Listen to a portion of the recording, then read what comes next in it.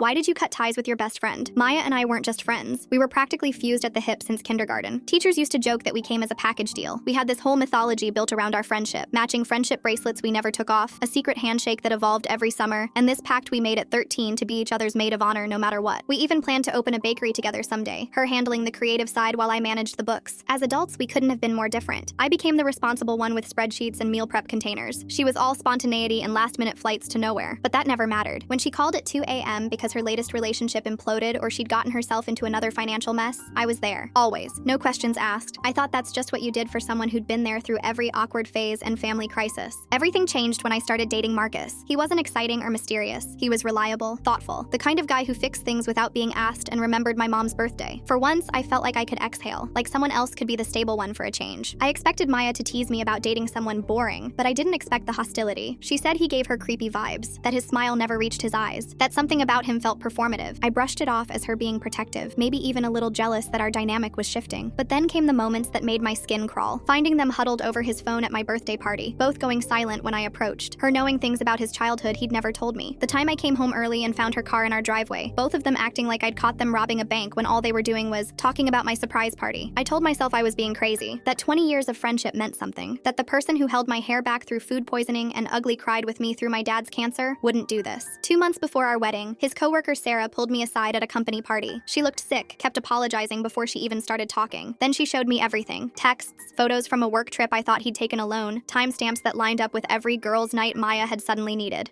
The receipts were so thorough, I couldn't even pretend to misunderstand. I confronted Marcus first. He broke down immediately, couldn't even look at me. But Maya, when I called her over, she walked in like we were having our regular wine night. When I laid out what I knew, she tilted her head and said, "I thought we'd be more careful." Not sorry, not ashamed, just disappointed in their execution. I called off the wedding that week, donated my dress to charity because I couldn't stand looking at it, quit my job, broke my lease, and moved across the country to a place where no one knew our inside jokes or asked why Maya wasn't visiting. She tried everything. Sob story voicemails, angry texts about how I was overreacting, mutual friends sent as ambassadors. Eventually, I blocked her on everything and started fresh. It's been 3 years. I have a new life now. New friends who don't know about the bakery dreams or the matching bracelets I finally cut off. When people ask about my past, I keep it vague. Sometimes I'll smell her perfume on a stranger or hear a song from our road trip playlist and feel like I've been punched in the chest. The betrayal was devastating, but what haunts me is how easily she did it. How the person who knew every insecurity, every soft spot, used that map to destroy me. I didn't just lose my best friend. I lost the ability to believe that history and loyalty mean anything at all. Some bridges don't just burn, they take everything around them down too.